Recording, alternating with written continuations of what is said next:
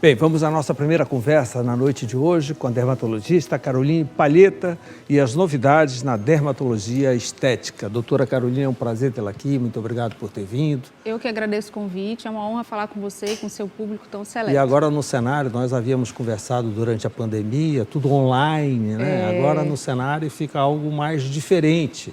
Estou gostando muito obrigada. Que bom, que bom. Doutora, novas tendências na dermatologia. Eu sei que é uma especialidade médica que vive, não digamos de moda, mas de novas tendências. Sim, eu acho que nos últimos anos a dermatologia ela avançou muito, né? Tanto em resultado quanto nos quesitos de segurança para a gente conseguir trazer melhores resultados para os pacientes. E a gente continua inovando, porque eu acho que é importante, então a gente consegue melhorar ainda mais. Mais recentemente, então, as novas tendências, vamos assim dizer, né, na dermatologia estética, realmente é focar na naturalidade, que é a forma como eu acredito realmente na dermatologia, mas isso a gente tem observado que tem se fortalecido mais ainda. Os tratamentos regenerativos, então, é uma tendência também a dermatologia regenerativa, que é focado não só nas correções, mas também na reparação das células, porque a gente sabe que o envelhecimento é algo contínuo e que a gente não vai conseguir reverter. O natural é bem-vindo, mas o brasileiro, a cultura do brasileiro, a cultura do espetáculo, ele faz questão de dizer que ele fez o procedimento, ele põe logo no Instagram, não é? Eu fiz o procedimento, eu tenho dinheiro, foi caro, mas eu paguei. E às vezes nem sempre fica o ideal, não é verdade? Aí eu acho que sim, existem perfis, né, de pacientes ou de público. Eu busco realmente respeitar a necessidade do paciente e focar na naturalidade, porque eu acho que a gente pode amenizar, suavizar os sinais do tempo, gerar uma beleza, mas respeitando a estrutura de cada paciente. Então, tem alguns pacientes que vão buscar isso, né, é um público, um perfil de paciente que vai buscar um pouco mais de exagero, vamos dizer assim, ou deixar um tratamento mais marcado. Então, às vezes, ele vai buscar um profissional que trabalha dessa forma, que não é realmente como eu vejo a dermatologia. Então, a gente precisa respeitar essa estrutura do paciente. E é possível tratar de uma forma bonita. E a senhora né? consegue dizer não? A senhora consegue dizer não ao paciente? Não faço esse tipo de procedimento? Consigo. Quem é meu paciente sabe. Então, assim, uma área que eu gosto muito de tratar, que são os lábios, por exemplo, né, que é uma área que gera muita beleza na face, especialmente da mulher. A gente também faz preenchimento, às vezes, em homem, mas é mais frequente em mulher. E muitas vezes elas vêm com receio, né, e às vezes, depois que ela faz, ela vê que fica bonito, que fica natural e elas pedem mais. É muito frequente. É um procedimento que eu executo todos os dias e gosto muito do resultado. E, habitualmente, eu falo não. Então, a moda é o natural. Na verdade, assim... Sempre o natural. Eu falo que nunca saiu de moda, né? Porque, então, eu acho que a gente precisa manter... a segurança do paciente, focar na segurança do paciente. Então, o excesso, por exemplo, do preenchimento, enfim, o excesso de procedimentos, ele pode gerar impacto não só na beleza, ou seja, não gerar beleza para o paciente, mas também, às vezes, impacto na saúde. A gente não pode fugir disso. Então, independente da queixa estética, a saúde do paciente está em primeiro lugar e a gente não pode abrir mão disso. E depende muito do perfil do que o paciente está buscando. O paciente que quer algo mais exagerado, ele vai buscar um profissional que trabalhe dessa forma. E o paciente que quer fazer, mas parecer que não fez, que é o meu perfil, ele vai buscar um profissional que trabalha dessa forma. Então, eu falo que dentro do processo de envelhecimento, para parecer que você não fez nada para você envelhecer bem, normalmente a gente vai precisar de bastante tratamento, porque o tempo ele é implacável. No processo de envelhecimento, eu poderia dizer que tanto a falta quanto o exagero têm o mesmo resultado danoso. Eu acho que, de certa forma, a gente poderia, né, falar, sim, concordar com essa frase. Então, por isso que eu acho que é buscar o equilíbrio da saúde, também da beleza, a gente pode suavizar. Eu falo que passar pelo processo de envelhecimento de uma forma mais suave, amenizar esses sinais, mas a gente sabe que a gente vai ter algumas imperfeições. Então, às vezes eu falo para os pacientes que às vezes querem, né, resultados que não são alcançáveis, eu falo, é melhor a gente ter um defeitinho aqui, acolá, uma ruguinha aqui e permanecer bonito do que ficar feio. E nessa nossa época de fake news, de fotos manipuladas, até de repente a família real britânica, agora estão olhando todas as fotos da família real porque estão desconfiando de todas. Nossa! Vão desconfiar sempre. Aconteceu um caso, mas vão desconfiar sempre. Então, nesse período agora de que você pode ajeitar aqui, ajeitar ali, eu imagino a demanda de pessoas que queiram esconder. Até então, o homem queria esconder a cor do cabelo, né? Ele tirava o cabelo branco. E ele achava que isso era um sucesso, que isso nós herdamos da cultura portuguesa e espanhola. Mas hoje eu costumo dizer, o cabelo branco é exemplo de credibilidade. De Para a mulher não, de mas para o homem experiência. 100%. Mas ainda existe aqueles que pintam constantemente aquele negócio negro e acham que ninguém sabe. Isso que é pior, é achar que a outra pessoa é trouxa, não desconfiou, não sabe de nada. É uma coisa incrível. Doutora Carolina, em termos de fios, novidades em fios para flacidez. Temos, assim, recentemente também, então, mais recentemente chegou no Brasil alguns fios novos, então fios diferentes do que a gente tinha anteriormente. Antigamente a gente tinha uma certa limitação em resultados de tração, de estímulo de colágeno, então, mais recentemente fios novos chegaram, então eles conseguem gerar mais tração, fazendo elevação do tecido. Então, é uma questão muito frequente dos pacientes, às vezes essa quedinha do bulldog, esse rosto mais caidinho, e os fios, né, mais recentemente chegaram no Brasil, já tem liberação da Anvisa, esses novos fios, que tem uma composição diferente, que consegue gerar colágeno, deixando a pele mais coladinha, vamos dizer assim, mais grudadinha. E é bem interessante no tratamento dos fios, essa novidade, os fios novos, com novas tecnologias, com mais tração. Tem umas telas, inclusive, eu já vi algumas pessoas com umas telas. E eles não geram volume. Então, assim, quando você busca naturalidade, a gente acaba focando bastante no estímulo de colágeno. A gente pode fazer isso de diversas formas. Com os bioestimuladores, com as tecnologias, que também são uma tendência, que eu acho que nunca vai sair realmente de moda. E, mais recentemente, os fios. Então, esse trio é um trio realmente de sucesso para a gente conseguir gerar, né, beleza, jovialidade, estimular colágeno, mantendo a estrutura do paciente sem gerar excessos ou grandes volumizações. Quem procura esse tipo de serviço, doutora Carolina, eu imagino que queira resultado imediato, ele não quer demorar muito. Me dá uma diferença entre o preenchimento, que é VaptVupt, né, e o estímulo para gerar colágeno, que deve demorar. Então, isso assim também, normalmente na primeira consulta, na primeira avaliação, ela é muito importante. Eu sempre explico isso para os pacientes, a gente precisa começar com um diagnóstico. Ainda que seja uma queixa estética, o princípio é o diagnóstico, a gente precisa saber o que o paciente precisa. Então, realmente, os pacientes mais ansiosos, eles podem cair, às vezes, né, em mãos erradas e, às vezes, de não gerar um resultado muito interessante. Então, realmente, o preenchimento, quando a gente fala de embelezamento em regiões como lábios ou pacientes com rostos muito emagrecidos, quando a gente precisa de reposição de volume, ele traz um resultado imediato. Só que ele não vai resolver tudo, porque a gente sabe que a pele vai ficando fina, vai ficando flácida, vai ficando molinha pela perda de colágeno. Então, os tratamentos de estímulo de colágeno, eles vão começar a fazer efeito, né, dentro da pele mais ou menos por volta de 15 a 30 dias e para ser clinicamente visível externamente depois de 30, né, e eles continuam atuando durante 2, 3, 4, 6 meses. Um outro benefício também dos bioestimuladores, apesar de ter um tempo de efeito, né, começar um pouco depois, é que a durabilidade ela é muito boa. Então, em média, 18 a 24 meses, a gente ainda observa o efeito do bioestimulador na pele. Então, talvez demore um pouco mais para começar, mas também ele vai ter uma boa durabilidade. Tivemos uma onda longa em torno de harmonização facial. Todo mundo falava em harmonização facial. Hoje eu não estou ouvindo falar muito em bichectomia, que também teve uma onda muito grande. A senhora falou agora em rosto mais fino, aí eu me lembrei da bichectomia. E essa questão da harmonização. As pessoas ainda procuram por esse termo, eu estou desarmonizado. Aí assim, gerou um boom, né? Acabou se tornando algo mais popular, talvez em alguns momentos até mais acessível à população geral. Isso é bom porque as pessoas estão mais informadas, mas a gente vê que hoje ocorre como se fosse um retorno, né, para buscar a naturalidade as pessoas que acabaram caindo nessa questão de exagero. Inclusive, a gente vê muitos famosos que passaram a reverter, né, que fizeram muito preenchedor, achando que ia resolver tudo, depois observaram que não resolve tudo e começaram a retirar. Nós presenciamos um debate muito interessante e recente de duas procuradoras criticando o visual da ministra Carmen Lúcia. E ela respondeu dizendo que o que interessa para ela é a harmonização interna, interior. E isso ela estava muito bem. Foi uma resposta bem polida, bem interessante, mas que deixa a gente pensativo, né? Mas eu acho que a busca, né, eu acredito isso na vida, é do equilíbrio. Então, eu explico, converso isso com os pacientes. Nós somos um todo que é o físico, o emocional e o espírito. Então, o nosso físico, ele faz parte de quem a gente é. Então, muitas vezes a gente observa as pacientes, às vezes, com uma autoestima, né, mais impactada. Então, a gente consegue impactar na autoestima das pacientes de uma forma bonita, elegante, valorizando o que ela tem de melhor, fazendo pequenas correções. E muitas vezes isso vai impactar também no interno. Então, eu acho que não é nem para um lado nem para o outro. O nosso valor está em quem a gente é. Mas se o interno não for reparado, não tem nada externo que resolva. Não, mas aí por isso que a busca deve ser para o equilíbrio.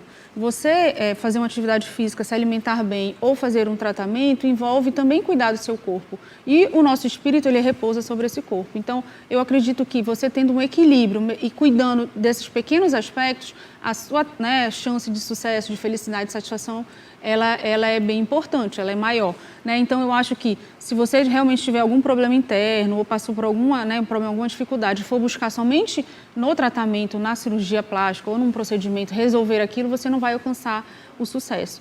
Mas eu vejo que muitas vezes os procedimentos, por amenizar, a forma como a gente se enxerga, faz com que, se a gente estiver mais confiante, mais belo, mais harmônico, isso faz com que a gente também tenha força para encarar os desafios da vida. Então, eu acho que é um equilíbrio entre o que a gente vê e o que a gente realmente é por dentro. Doutora Caroline, a gente sabe que nos consultórios de cirurgia plástica existe atualmente uma demanda de retorno, retirada de próteses de silicone, por exemplo. Sim. Hoje a retirada já está com demanda maior do que a colocação, o implante, né? Isso acontece também na dermatologia estética. As pessoas estão procurando o consultório para retirar excessos de ácido, por exemplo? A gente tem Depois que são apelidadas de bico de pato, aí devem correr, né? Então, assim, quando às vezes acontece do paciente fazer algum procedimento com outro profissional, eu tenho estudado muito, tenho utilizado o exame de ultrassom para fazer diagnóstico dos pacientes no consultório. Nós fomos a primeira clínica do Pará a disponibilizar o exame de ultrassom dentro da avaliação do paciente no consultório. Então, alguns pacientes, a gente tem observado a demanda, um aumento dos pacientes. Então, pelo menos uma vez por semana, alguém me procura para fazer a retirada de ácido hialurônico realizado por outro profissional porque não gostou do resultado. Então, a gente tem observado assim, um aumento desse fluxo, pessoas que depois que retira, não fica pior a situação? Então, aí depende muito. Depende do tempo em que aquele preenchedor ficou ali pressionando a pele e também da quantidade de produto. Se o paciente ficar muito tempo com aquele produto mal colocado ou em exagero, quando ele tira, ele pode... E a vida útil é de quanto tempo do preenchimento? Ele pode sentir um pouco mais de flacidez. Por isso que se alguma pessoa percebeu que está com excesso ou colocou muito, é interessante remover, e eu tenho observado realmente um aumento dessa procura. Praticamente toda semana alguém me procura para fazer essa retirada. E qual é o tempo útil desse ácido? Então, é uma outra informação importante que os estudos têm demonstrado, os artigos, mas, por exemplo, com o exame de ultrassom eu consigo identificar isso no paciente, se acreditava que em bula, a bula do ácido hialurônico, ela fala que em média ele vai durar 8, 12, às vezes 18 meses, dependendo do tipo de ácido hialurônico. E a gente observa, clinicamente e pelo exame de ultrassom, que dura muito mais. Então, eu já fiz diagnóstico de preenchimento de olheiras, que é uma região que dura muito, por exemplo, de 7 anos. Então, isso é muito importante, porque quando a gente fala em retratar o paciente, o que vai determinar não é o tempo. Eu vejo pacientes que às vezes falam, não, todo ano eu vou no fulano fazer lábio. Então, a gente observa que dura, então não é todo ano fazer.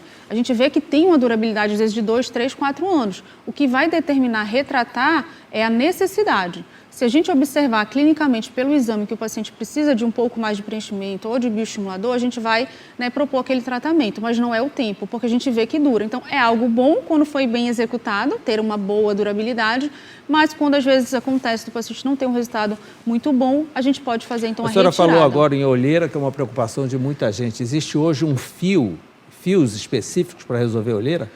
Aí a olheira é uma queixa muito frequente porque a pele da pálpebra é uma pele muito fina.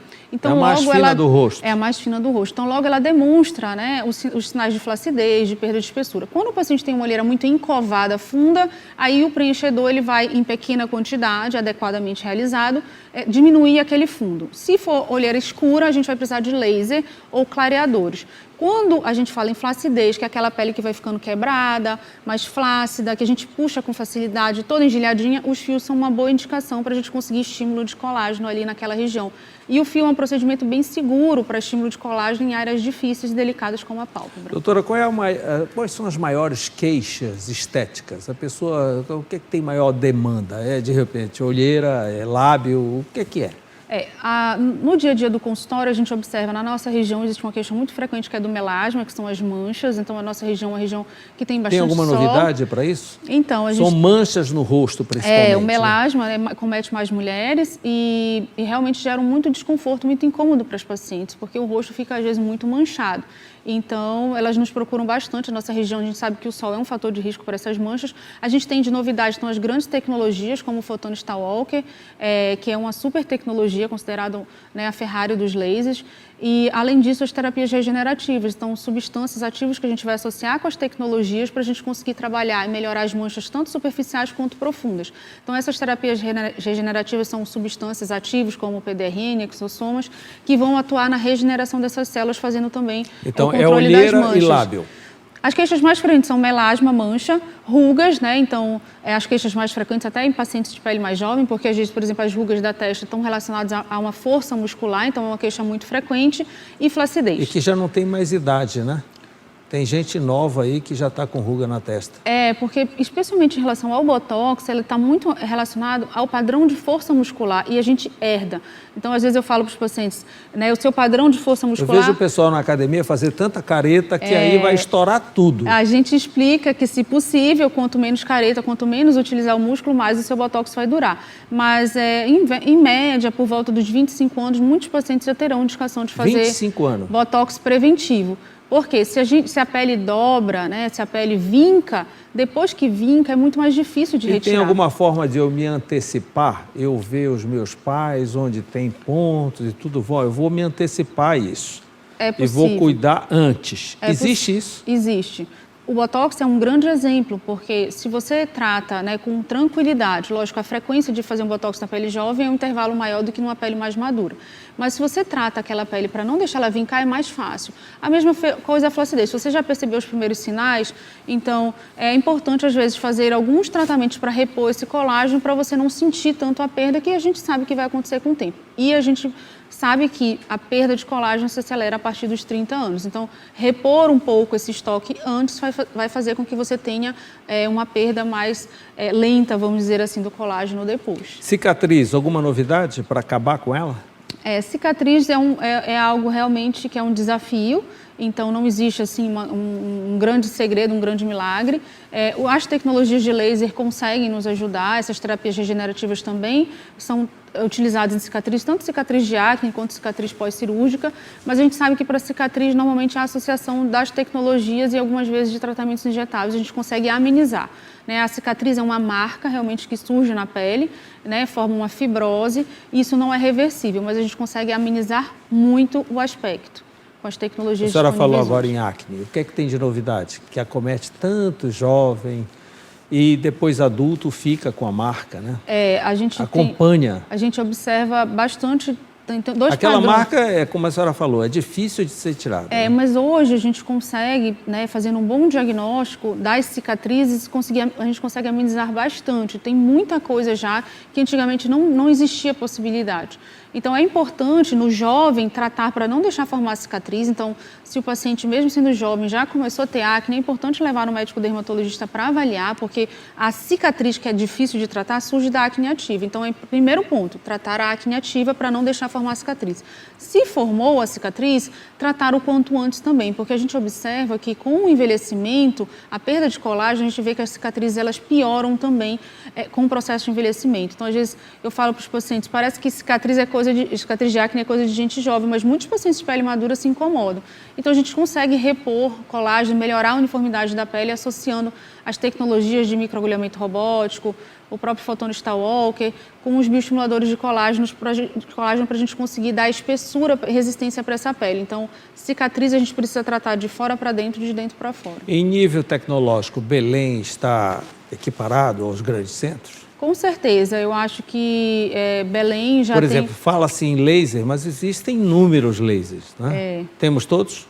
Temos. Aqui a gente tem um arsenal, né? A gente tem já um arsenal grande de tecnologias, tanto para tratamentos faciais quanto para tratamentos corporais. A gente tem muito orgulho de trazer tecnologia de ponta para Belém, para os pacientes. Então, é lógico que tão importante quanto ter uma boa tecnologia, é importante você ter um bom profissional que vá te diagnosticar e executar aquele tratamento.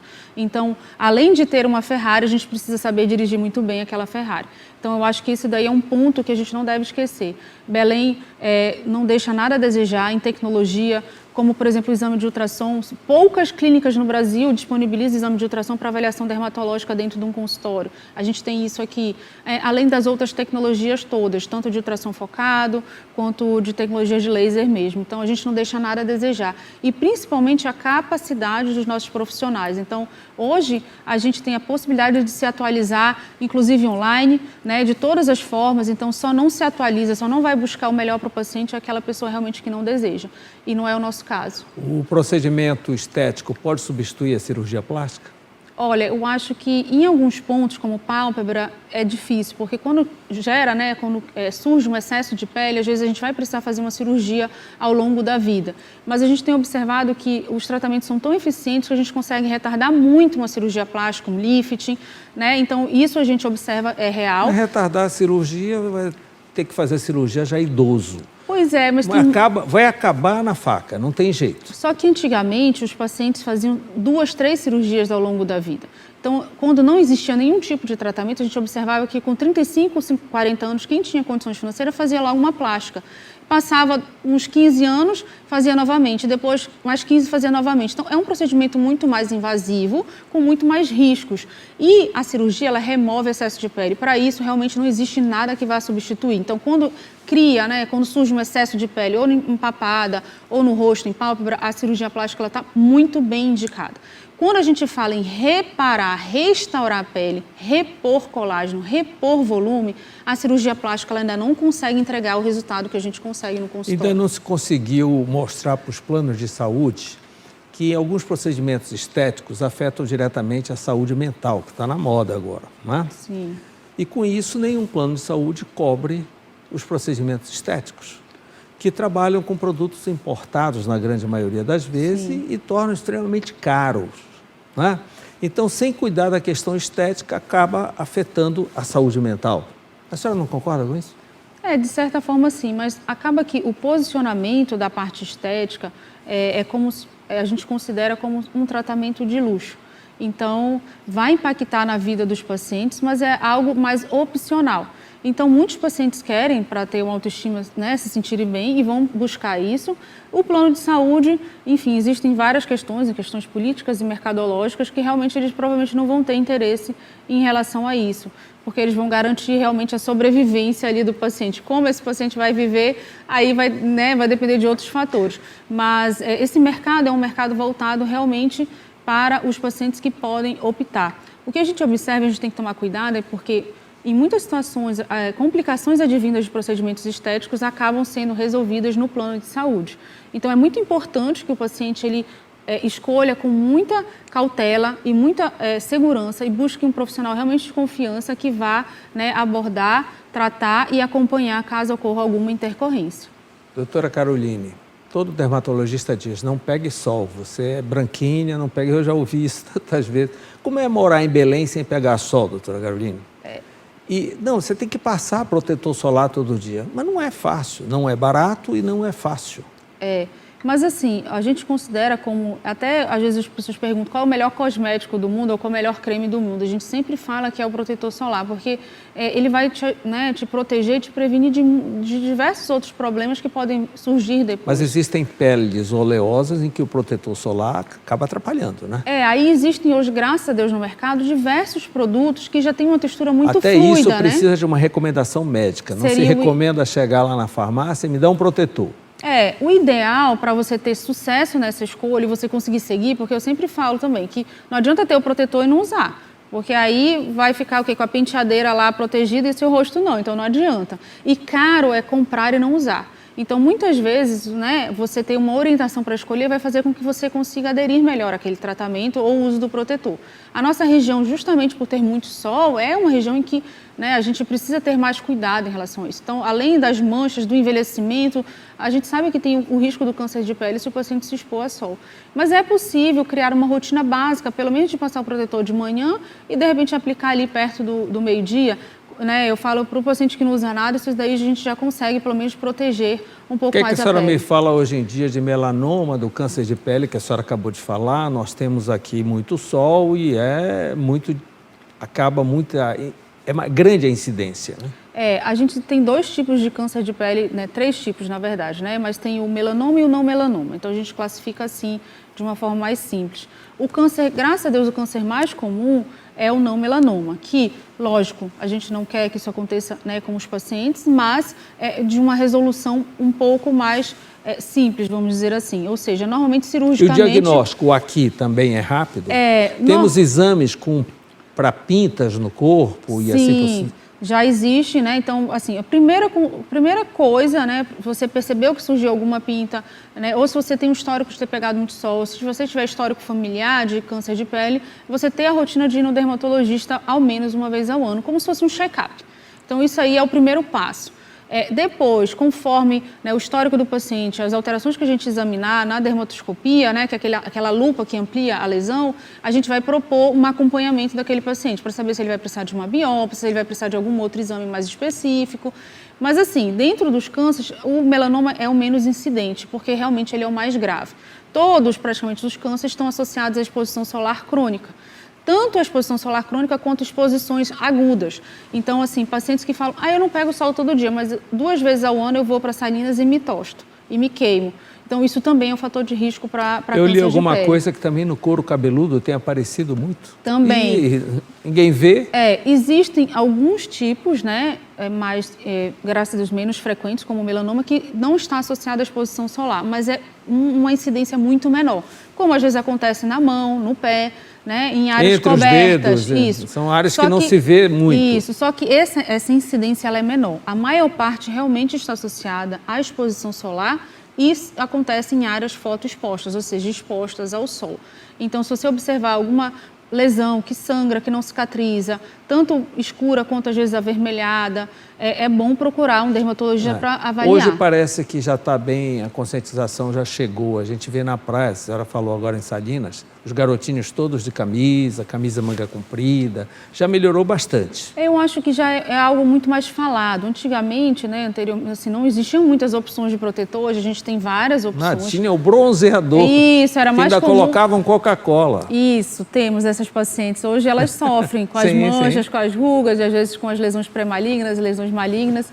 Então, assim, só que hoje o conceito é outro. Então, eu acho que é uma forma da gente informar e difundir que usar o protetor, que não é uma coisa que vai, né, gerar, eu digo assim, não é tão trabalhoso, mas que pode, se você tiver essa frequência, ele vai te prevenir de muitos problemas lá na frente, né? Doutora então, Caroline Palheta, muito obrigado por mais essa conversa, essa consulta pública. Volte sempre, é um assunto sempre palpitante. Todo mundo tem alguma coisinha. Alguma queixa, quando você fala em estética, então pula logo, não é? Faz parte tem uma da coisinha nossa vida. Aqui e ali, e as novidades são importantes. Muito bom saber que Belém está totalmente equipada, não existe nenhum equipamento, só tem em São Paulo, tem que ir para São Paulo. Não, temos aqui. Temos, Belém está realmente no nível não só do Brasil, mas em nível mundial. Então, a gente tem médicos muito bons, clínicas excelentes, a gente disponibiliza também para os nossos pacientes um tratamento humanizado, diferenciado, de excelência, buscando respeitar a necessidade individual do paciente, aliando, então, os tratamentos, os procedimentos injetáveis com as grandes tecnologias, mas com muita ética e respeito para os pacientes. Então, muito obrigado, doutora Carolina. Eu que agradeço. Logo depois do intervalo, eu vou conversar com o médico Diogo Porto Dias, que é diretor regional norte da rede Mater Dei. Eu volto já.